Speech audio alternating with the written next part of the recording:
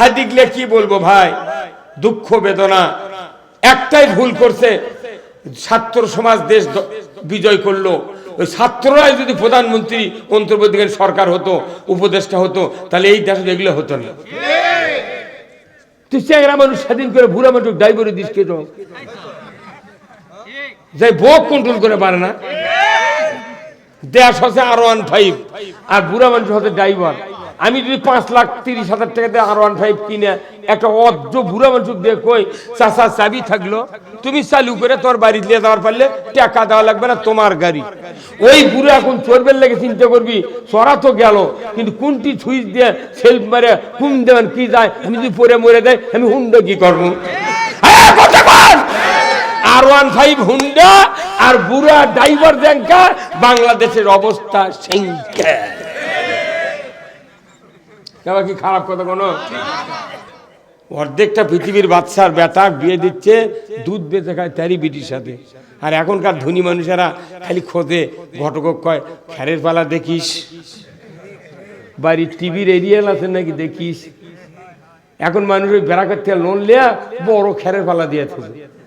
মাঝে মাঝে রাত্রিকে থালতে পানি ছিটা ওই খ্যারের পালা লীল ধরাছে, তখন ঘটক এসে করছে একটা বাড়ি পাচ্ছি, বিরাট খ্যারের পালা লীল ধরে গেছে, তাতে বোঝা যাচ্ছে এক পালা নালে 40 বিঘার খ্যার আছে। কিন্তু উই তো ভিউ আবাদ করে না, উই টাকা বেড়া করতে লোন লিয়া খ্যার কিনা পালা দেয় থাকে। কারণ মানুষ করছে খ্যারের পালা দেখে বিয়ে দেবো, কথা কথা বাড়ি। আবার বিয়ে দিবি, গ্রামত খোঁজ পাচ্ছে, আসে তাকে 10-12 জন ক্যারাম খেলাচ্ছে, ওটি দেখ করছে কেবা ভাজতে তোমাকে একটা খবর লিবে যাচ্ছি, উমুকের একটা বেটা আছে বলে ক্যাঙ্কা বিয়ে দেওয়া যায় করছে। চাচা সেই রকম বিয়ে দেওয়া মানে কি বাপের অবস্থা হলো, টাকা আছে, চ্যাংরা হ্যান্ডসাপ চ্যাংরা দেন। এখন বিয়ে দিছে, ওই কার কথা শুনে বিয়ে দিলা? ক্যারাম খেলার বেটি। 3 মাস যাচ্ছি ওই চ্যাংরা গাঁজা খায়, নামাজ পড়ে না, তোর বিটিক পেটে তোর কিছু এগুলা কাম। উই আবার ঘুরে আসে করছে যে কি বুদ্ধি করি বাড়ি বিপদ, এইরকম চ্যাংরা তোমরা সগলি করলে চ্যাংরা ভালো, এগুলো কি তে করছে? আমরা তো কইছি ভালো চ্যাংরা, তুমি সে ভালো করে দেখে শুনে নিবে না? ক্যারাম খেলা চ্যাংরার থেকে যদি ঠিকানা নেয় ওই চ্যাংরা ভালো হবে। বিয়ে বিটিক দিলে খোঁজ নেওয়া লাগবে মসজিদের ইমাম আর মুয়াজ্জিনের থেকে, কথা কর। কিন্তু ইমাম মুয়াজ্জিনের থেকে কেউ খোঁজ নেয় না, খালি ক্যারাম পার্টির থেকে খোঁজ নেয়, কথা ঠিক কিনা? ইমাম মুয়াজ্জিনের কাছে গেলে কোন চ্যাংরা ভালো আপনার গ্রামের মানুষ বলতে পারবে না, ওই ইমাম পারবে যে নামাজে দাঁড়ায়, জোরে বলো ঠিক কিনা? নামাজির নামাজ মিঠা, মুসল্লির মিঠা ওযু, বেনামাজির গান মিঠা, সুরের মিঠা কসু। বেনামাজি যেটি আছে সেটি গানের ভক্ত, সেটি গান করতে কয়টা যন্ত্র লাগে কোনটা? গান করতে একটা ঢোলক লাগে, ঢোলক ওই চামড়া দিয়ে ছাওয়া বড় ঢোল, তখন ওই ভালকা বাসের লাঠি দেয়া, গিরাটে লাঠি দেয়া 2 দিক বাড়ি দেয় না, বুকের সাথে দড়ি দিয়ে টাঙ্গিয়ে বাড়ি দিচ্ছে, তখন গুডিং গুডিং সাউন্ড হয় না, ওটা গুডিং গুডিং লয়, ঢোলক কয় দুচক দুচক। এই ঢোলক কি কয়? দুচক দুচক। আবার 2টা কাঁসার থাল আছে, এইভাবে বাজায়, এর নাম হলো জুরি। জুরি কয় 3 জন 3 জন, কয়জন? আবার একতারা যখন টান মারে তখন কয় কে কে, একতারা কি কয়? আবার আরেকটা আছে শয়তানের বাক্স, এইভাবে পাকা টানে, আর নাম কি দেখিছে রে, জানে রে, মরদে আছে, এর নাম কি? হারমোনিয়াম। তখন এই হারমোনিয়ামের ডান হাতে কলের উপর দিয়েছে, একটা আঙ্গুল দিতে ঢুকেছে, আর এই পাকা দিয়ে টান মারিচ্ছে, তখন করছে ই,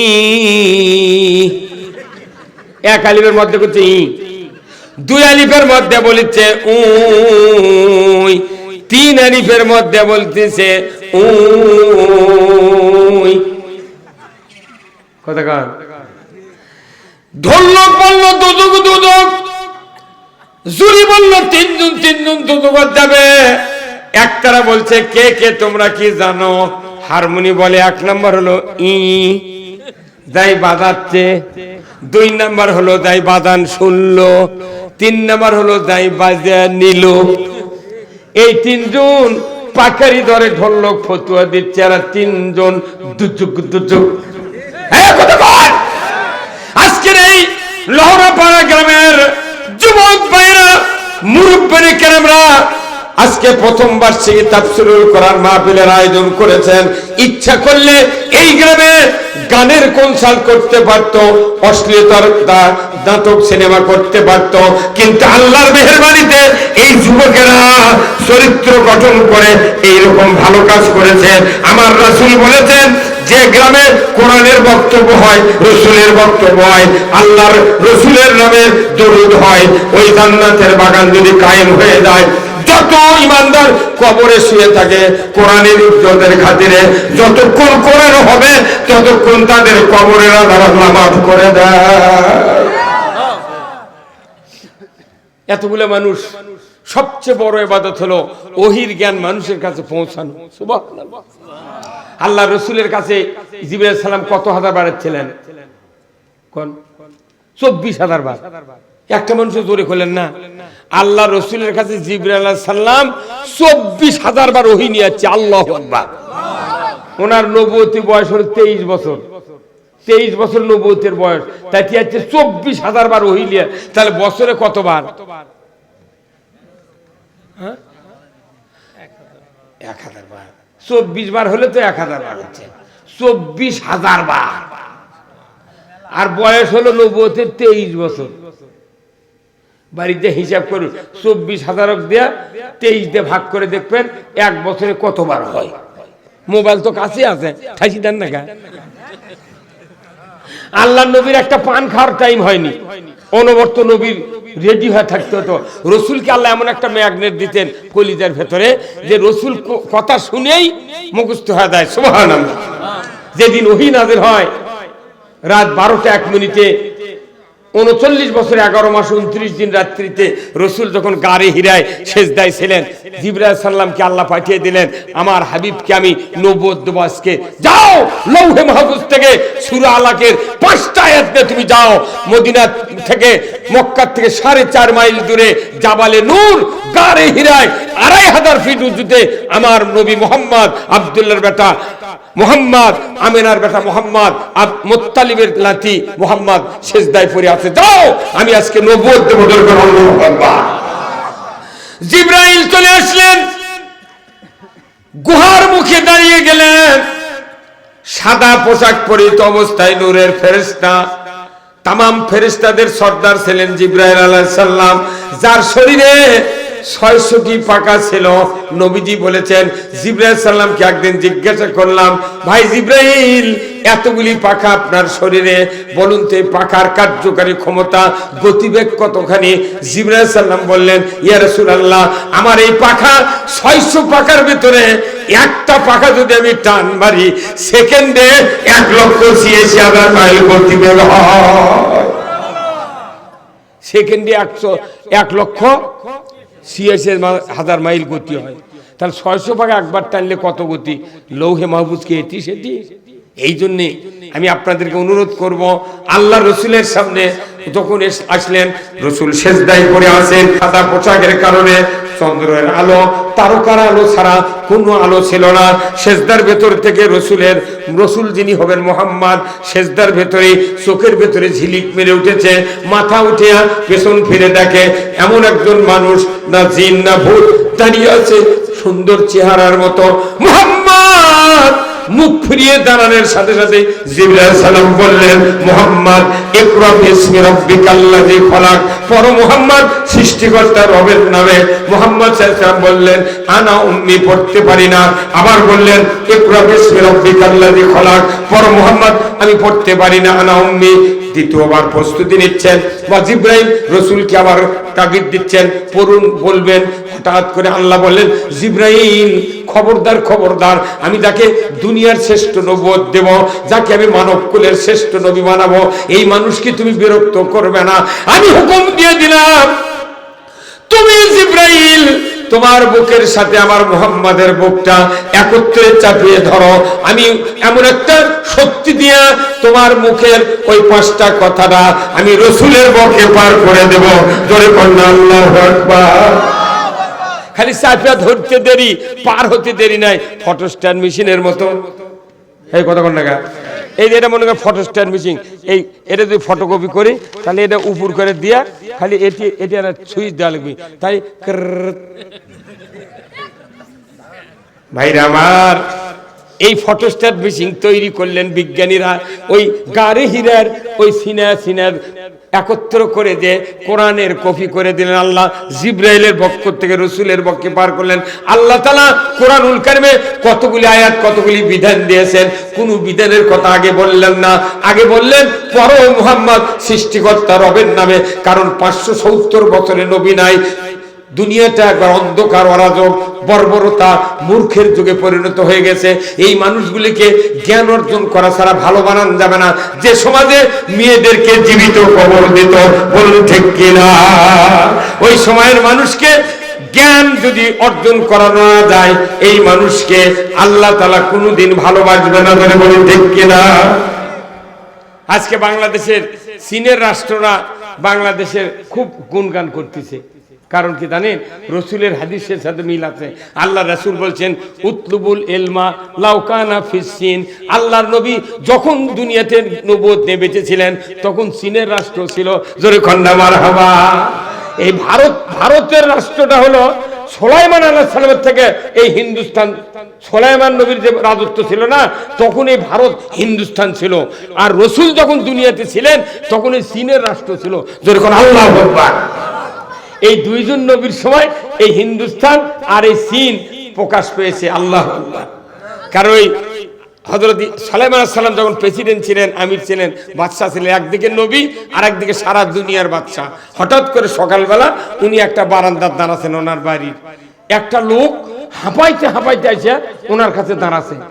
সুলাইমান নবী বললেন, বাবা এত তাড়াহুড়া কেন, কিসের ভয়, কি দুঃখ বেদনা, তুমি তাড়াহুড়া করছে কেন, হাঁপাইতেছে কেন?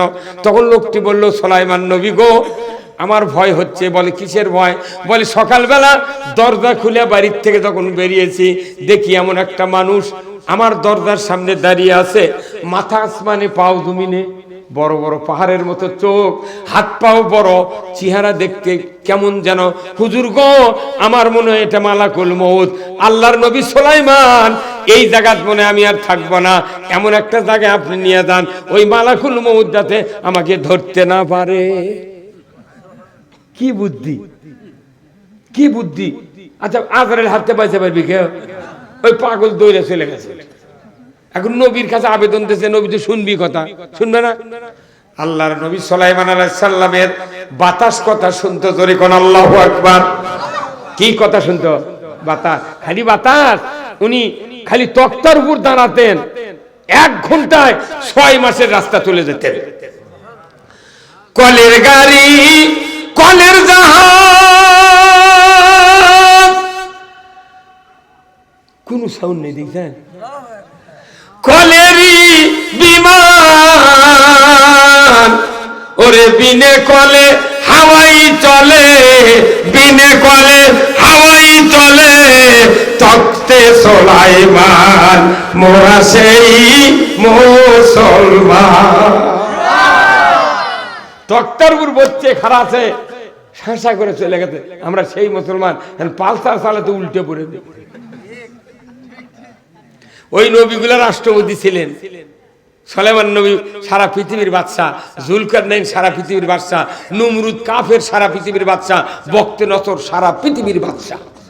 আর আজ দেশে আমরা কোরআনের রাজত্বের কায়েমের কথা বলি, আমার তোমরা নতুন ভাবে কোন ইসলাম চাচ্ছ? মৌদুদির ইসলাম, মৌদুদির কি ইসলাম? মৌদুদ আমাকে ফাঁকার ইমাম নাকি? মানে কে? কোরআন যা আছে তাই করবে। ইসলাম ছাড়া একটা ইবাদত কবুল হবে না। ওমাই ইয়াবতাগি গায়রাল ইসলামি দীনান ফালা ইউকবালা মিনহু ওয়া হুয়া ফিল আখিরাতি মিনাল খাসিরিন। ইসলামী জীবন ব্যবস্থা ছাড়া অন্য কোন জীবন ব্যবস্থা যদি কেউ মানি, একটা ইবাদত কবুল হবে না। কে বলেছেন? ইবাদত কবুল করার মালিক কে? তো সে আল্লাহ নিষেধ করছে তোমরা ইসলাম মানো জীবন ব্যবস্থা হিসেবে, অন্য কোনো ধ্যান ধারণা করো না। বাটাম ফাটাম কবর ছুলে কেউ আছে আল্লাহ ছাড়া? হ্যাঁ, আমাদের দেশে নামাজ যত মানুষ পড়ে না, কি অবস্থা! নামাজ পড়ে না, এই লোক মরে গেলে তাও কেউ কাছে কয় হুজুর তাহলে কি করা যায়, ওই প্রত্যেকটা গ্রামে একটা করে চালাক লোক আছে বুঝছেন, যখনই মানুষ মরে ওই দৌড়ে ওই বাড়ি খাড়া হয়, যা দেখে তো গাও গরমে আছে, তখন ওই কাল্লা পশ্চিম মুখ দিয়ে, উত্তর সিদ্ধান্ত শুয়ে আছে, পশ্চিম মুখ দিয়ে বালুর দিয়ে ঠেসে ধরে, ঠেসে ধরে 10 মিনিট থাকলে গাওয়ানো শক্ত হলো, তাহলে তার লড়লেও তো এদিক ঘুরবে না। গায়ের মোট খবর বলে ও মুখ মরতে পারে, আহারে দৌড়ে যার মনে ঘরের মধ্যে ঢুকে দেখে খালি কেবলার দিকে কাল্লা, তো মাঝে কোথায় লোকটা কি ভাগ্য রে, পশ্চিম দিঘা মরে আছে, ওই পশ্চিম দিঘা মরছে না, ওই হা করে উপর বুকে আসছিল, কাল্লা ঘুরে দেখছে কে, ওই চালাক, ওই চালাক কাল্লা ঘুরে ডেবে দিচ্ছে।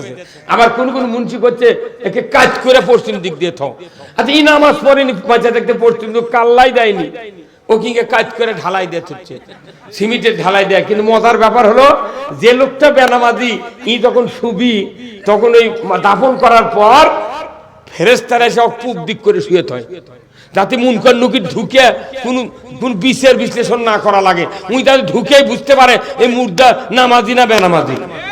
যাই বেনামাজি তাই পূব দিক হয়ে থাকবে, সিমেন্টের ঢালাই দিয়ে ছিল, ঢালাই উপরে পূব দিক হল।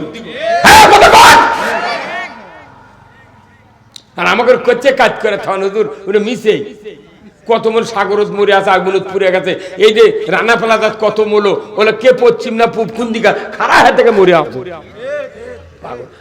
দুনিয়াতে আল্লাহমুখী, কেবলামুখী, রসুলমুখী, কোরআনমুখী, ইসলামমুখী যারা হবে মরার পর তার কেড়ে কবর মুখ থাকবি পশ্চিম দিকে।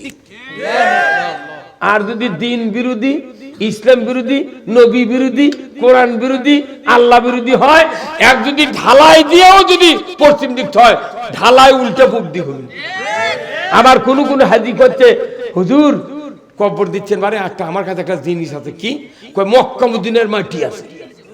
ওরে বাবারে, আমি কোন আপনি কয় কেজি আনছেন, কোথায় 1.5 কেজি, দেন মাটি দেন, দেখবি মাটি লিয়েছে 50 গ্রাম, মদিনা মক্কার মাটি আনছে কয় গ্রাম, ওই মাটি কোন আমি হাতত দিয়ে কই আচ্ছা হাজি সাহেব আপনার মাথা ঠিক আছে, কোথায় কে 50 গ্রাম মাটি দিয়ে কবরতে বাঁচাবেন কেমনে আপনি? আবু জাহেল মক্কার মাটির মাটি দিতেছে, চারিদিক খালি মক্কারই মাটি, এত মাটি মক্কার কবরের চারিদিক, তাও ওরকম বাঁচাবে পারলো না। এই 50 কেজির কাম বাইছে, এই 50 গ্রামের কাম বাজিছে, করছে হুজুর এটা তো আমি বুঝিনি, তো কে কথা প্লেন ভাড়া দেয় মাটি না, 2 কেজি খুরমা আনলি তাও সলবল খালো,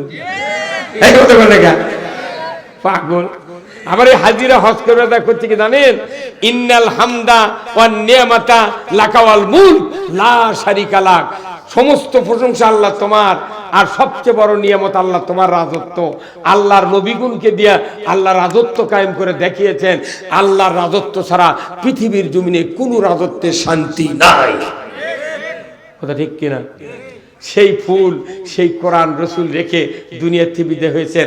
উমর ফারুকের সময় অর্ধেকটা পৃথিবীর রাজত্ব চালালেন, তাম পৃথিবীর মানুষ ইসলাম দেখলো, বুঝলো। কিন্তু আজকে 20 শতাব্দীতে আমাদের বাংলাদেশ পৃথিবীর ভেতরে একটা সম্ভাবনাময় দেশ, এত ভালো দেশ পৃথিবীর কোথাও নাই, যে দেশের জমির আলে গামছা পেরে শুলে ঘুম ধরে। আর সৌদি আরব এত দামি জায়গা, যেখানে কাবা আছে, রসুলের রওজা আছে, অথচ একটা বসার মতো জায়গা নাই, তাপ আর তাপ। যারা গাড়ে ছুঁড়ে উঠেছেন 5,500 ফিট, কমপক্ষে 3 বার করে বসা লাগবে, পানি খাওয়া লাগবে, তাও গাড়ে ছুঁড়ে রাস্তায় না কচ আছে, সাপর আছে, আর জাবালে নূর চড়বে লাগলে তার আবার কোমরত খাপা দিয়ে বান্ধা লাগবে। হ্যাঁ কথা কোন জায়গা মানে খালি হজ করে দেয় খুরমা খাচ্ছেন, ওটি কয়ালেন কি ইন্নাল হামদা ওয়ান নিয়ামাতা লাকা ওয়াল মুলক, সমস্ত প্রশংসা আল্লাহ তোমার, আর যত নিয়ামত আছে তার ভিতরে সবচেয়ে তোমার রাজত্ব হলো সবচেয়ে বড় নিয়ামত। আল্লাহ রাজত্ব যদি কায়েম হয়, সুদ থাকবে না, চুরি থাকবে না, জানা থাকবে না, দুর্নীতি থাকবে না, কোন রকমের জানা ব্যভিচার কিচ্ছু হবে না, মানুষ সুখে শান্তিতে বাস করবি। এই জিনিসটা দেখাবার চাইলে মানুষ খালি চিল্লা পাল্লা করে। আচ্ছা এখন কোন কাল চলিচ্ছে এটা? ঋতু, এর কোন ঋতু? শীত না? আর 1 মাস পর কঠিন শীত হবে। আপনাদের বাড়িতে দেখবেন কেবল হামকুড়া দেওয়া একটু খারাপ হচ্ছে, ইংরেজ সন্তান নাই ভাই, এই সন্তানগুলা মায়ের সকালবেলা উঠে দুধ টুধ খেলে গাওয়ার তেল দেয়, ওই যে কমপ্লিট ড্রেস পশমির 2000 টাকা কিনেছে, ওটা পরে দিচ্ছে। তো মাও একা একাই এক পাও ঢুকে দেয়, ষোলো এক হাত দিয়ে ধরেছে, এক হাত দিয়ে দিয়েছে, কিন্তু এক পাও ঢুকে দেয় আর এক পায়ের ভর করে ওটা খুলে ফেলে দেয়। ইনকে 4-5 বার করে মাও কাছে খেপে। এখন করছে নইমের বাপ কোথায় না আসো তো। এখন ছোলের বাপ আছে কি রে কোচে আনা ধরেন তো, এখানে শীত খুব কঠিন শীত, ছোলের ঠোঁট কালো হয়ে গেছে কাঁপিচ্ছে, এনা পরে দিই। তখন বাপে করছে কি বগলের তোর হাত দেয় মাটি দিয়ে খাড়া করে থাকে, আবার মাও পরে দিছে, ওই আবার আলোক করে খুলিছে। কালা চলতে পাও সবসময় ইয়ে করে।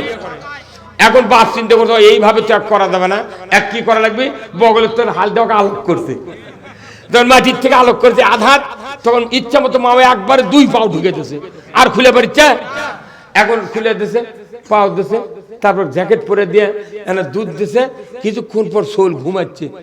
আর বুঝা পারছে যে শীত এক্ষুনি লাগিয়েছিল, এখন তো আরাম। তখন শোল মনে করছে আহা কি ভুল করছি, আরো আগে যদি লক্ষ্যে থাকলো নি কথা কনে গেলা, আরো আগে যদি লক্ষ্য থাকলো তাহলে আমি এতক্ষণ আরো আরামে ঘুম পান্ন নি। আমাদের বাংলাদেশে কোরআনের আইনের কথা কয়া কেউ কই কালা চলে লাগান চিল্লা পাল্লা করছে, উগলা আবার কি, উগলা আবার কি কথা বলে গেল তো, উগলা আবার কি। আরে তুই না একবার জাম্পার পরে তোখানে শুয়ে তুই বুঝা বাবু কি হচ্ছে। ইসলাম তো সবার, ইসলাম আমার, আমরা আমরা আমরা ক্ষমতায় যাব না, ইসলামকে ক্ষমতায় বসাবো। ইসলাম যদি ক্ষমতায় বসে পৃথিবীর অতুলনীয় শান্তি আকাশের নিচে জমিনে উপরে কায়েম হবে। আল্লাহ কোরআনে বলছেন লা ফাতাহনা আলাইহিম বারাকাতুম মিনাস সামাই ওয়াল আরদ, আসমান জমিনের ভিতরে যদি তোমরা আমাকে ভয় করার নীতি কায়েম করতে পারো, বরকতের দরজা জমিনেরও খুলে দেব, আকাশেরও খুলে দেব। আল্লাহু আকবার। এই বরকত আপনারা কি পেতে চান? তাহলে আল্লাহর আইন দরকার। যারাই ক্ষমতার যাক, আমরা ক্ষমতার যাব না, বিএনপি ক্ষমতার যাক, কোরআন দিয়ে দেশ চালাক, আমরা পিএস দিয়ে বান্তাকা শুয়ে থাকবো, আজরাইল আলীকে মাথা আলোক করবো। কথা কনে রে কে ভাই মন খারাপ করলেন? আমি কি কোনো দলের বিরুদ্ধে কথা বললাম? আমি বলছি কোরআনের পক্ষে। যে কেউ কোরআনের আইন মানবি ওই শাসক আগে আরশের নিচে জায়গা পাবি। 7 প্রকার ব্যক্তি আরশের নিচে জায়গা পাবি। তার 1 নম্বর হলো আল ইমামু আদিলুন, ন্যায়পরায়ণ বাদশা। আর ওই বাদশাকে ওই শক্তি পর্যন্ত পৌঁছানোর জন্য যারা ভোট দিবে, যারা তার সাথে রাজনীতি করবে, লিড দিবে, তামাম লোককে নিয়ে ওই সরকার আরশের নিচে জায়গা পাবে। আল্লাহু আকবার। উমর ফারুক কি একলা জান্নাতে যাবে? ওই অর্ধেকটা পৃথিবীর যত মুসলমান ছিল তারাও একসাথে জান্নাতে যাবে। ফেরাউন একলা দোজখত যাবে না, ওর নেতা কর্মী নিয়ে যাবে। কথা কোনে রে কে হুজুর কি এত জোরে করবো কথা 100%। ইংরেজিতে কথা 100 আর বাংলা হলো 100। মরদি আছে সেই ফুলেরই রৌশানিতে আরশ কুরসি রৌশান, সেই ফুলেরই রং লেগে আর ত্রিভুবন জালা, সাহারাতে ফুটল রে ফুল রঙিন গোলে লা লা, সাহারাতে ফুটল রে ফুল। চীনের রসিক ভ্রমর বুলবুল, সেই ফুলের ঠিকানাই, কেউ বলে হযরত মুহাম্মদ, কেউ বা কামলি ওয়ালা, সাহারাতে ফুটল রে ফুল রঙিন গোলে লা লা, সাহারাতে ফুটল রে ফুল। আল্লাহর নবী কি ফুল আনছেন লৌহে মাহফুজ থেকে, যার লাকত ধরে তাই পাগল হয় কথা কোন না। আর আমরা এমন ফুল আনিচ্ছি যাই শুনে তাই খেপে চলে যায় কথা কোন না। হায় রে বাংলাদেশ রে কি দেখো, পাকিস্তান আমলে আমি নিজে 4.5 টাকা লাইবেলি লুঙ্গি কিনেছি, আমি আমার মায়ের এসমুনারা শাড়ি কিনছি 7.5 টাকা দিয়ে, 8 টাকা দিয়ে 1 মণ ধান পেয়েছি, 7.5 টাকা উমরপুর আমির আলীর দোকানের থেকে কিনে নিচ্ছি, 5 টাকা করে চিনি কিনেছি, আর 4 আনা 10 টাকা কাগজ কিনেছি। এটা সহ্য হয়নি, কই এত দাম বেশি কে, জাগতে হইবে। এমন জায়গা জাগলো 4 টাকার লুঙ্গি 4000, এমন জায়গা জাগলো 5 টাকার চিনি 80 টাকা। 2.5 মুনে গায়ের চামড়া আমি বেচেছি গরিব মানুষের দেওয়ার জন্য, 3,500 টাকা দেয়। 2.5 মুনে গায়ের গোস্ত কুরবানি হচ্ছে, বেচেছি 3,500 টাকা দিয়ে চামড়া। এখন 4 মুনে গরুর চামড়া 300 টাকা। তা আবার আমার গরু চামড়া খোলা না দেরিয়েছিল হুজুর, ওই কাল্লা খোলা যায়নি, তাই আমি আবার চামড়া না খুলে বেশি না, বুঝছেন। আমার ওই ছেলে পেলে দিয়া আমরা নিজেরাই গোস্ত, তাতে রাতের 12টা বাজে বাজুক, কাকু হাত দিবার দেবো না। ওই মানসুক দেবো চুকিয়া, ওই খালি মনে মনে কয় না পাও পাইলে ভালোই হলো, জিবেটা পাইলে ভালোই হলো নি। আবার আমি আনা গোস্ত কাকু দিই, কোথাও কেন আমাকে না দিলে ভালোই হলো নি, অত ধোকন পানা কে, আমি কাকু নেবো না, নিজের আমার কর্ম, কারু মুন্নি নেব না, গরিব বসেছে সমানে দেবো, ঠিক কথা ঠিক কিনা। এখন ওই দেরি হচ্ছে, সে করছে 300 টাকা দেবো হুজুর। আমি বলি না, আমি এখনো দাম চাবো না, তুই আনা পরে আয়। ওই যে 300 চলে গেছে, বুঝছেন, বেল ডুবে মাগরিব হতে আসে।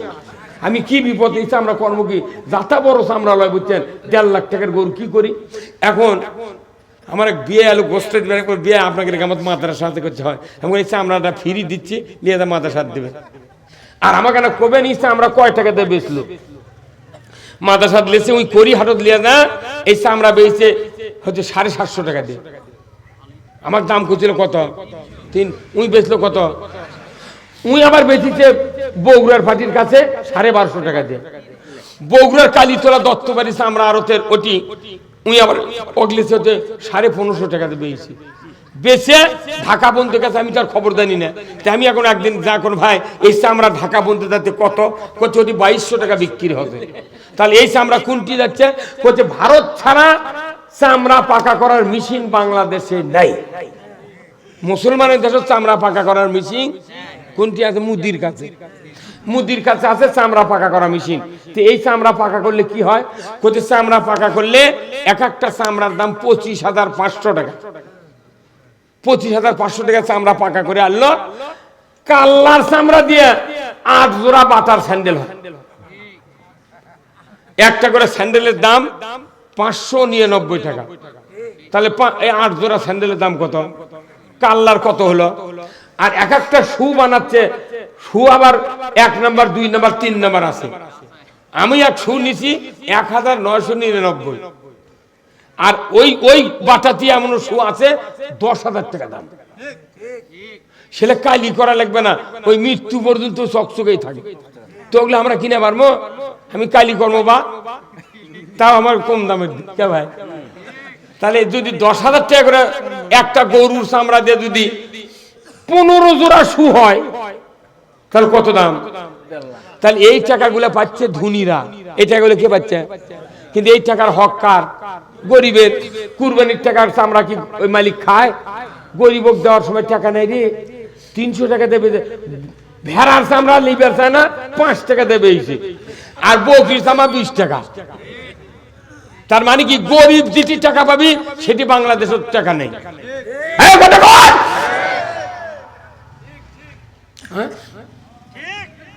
এই বাংলাদেশে কি হচ্ছে আসল কথা কইলে আপনি পাগল হয়ে যাবেন। মানে এই যে বগুড়া খুরমা খান না, খুরমা কিনা, খুরমা খেজুর আপেল এলে কি জানেন, 70 টাকা দামে 1 কেজি খুরমা ইরানি।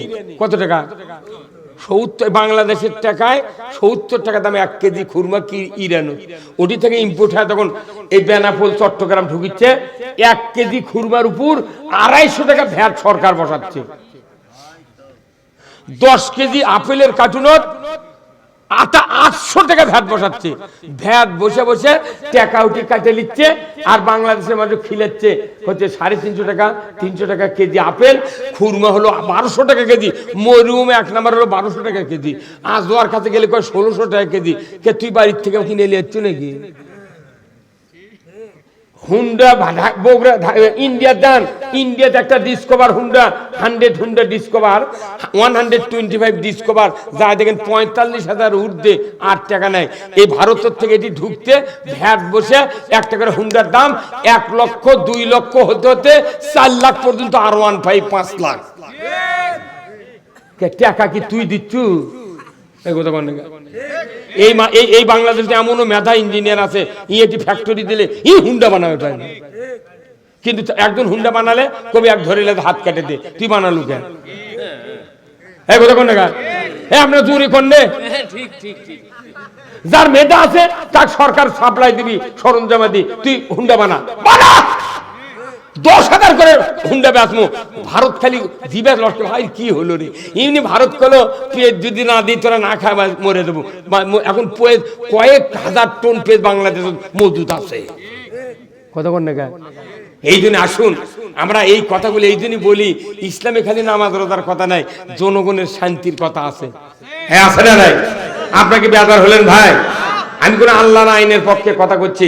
আচ্ছা কোন তো বিয়া পড়ায় কি দেয়া, কুরবানি করি কি দেয়া, হজ করি কি দেয়া, জানাজা করি কি দেয়া, কাফন কাটি কি দেয়া, ঈদের নামাজ কি দেয়া, মুঠি কোরআন দেয়া, 10টা কোরআন দিয়ে চলে, তোর ক্ষতি কি?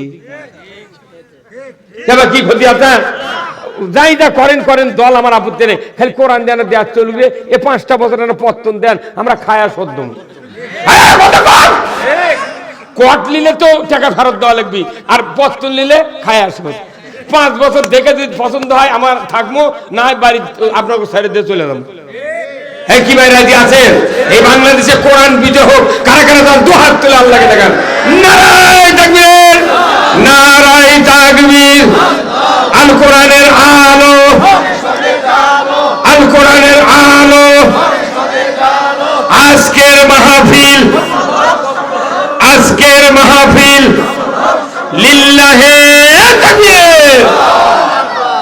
এত সুন্দর গ্রাম বুঝছেন, আমি ওই ডায়েরি লিখতে লেখিনি, আমি খালি ওই ইটি খালি করছি। আসার সময় কেবল হরাপাড়া খুলছে, একটা লোক গায়ের গাঁও চিনে পারেনি।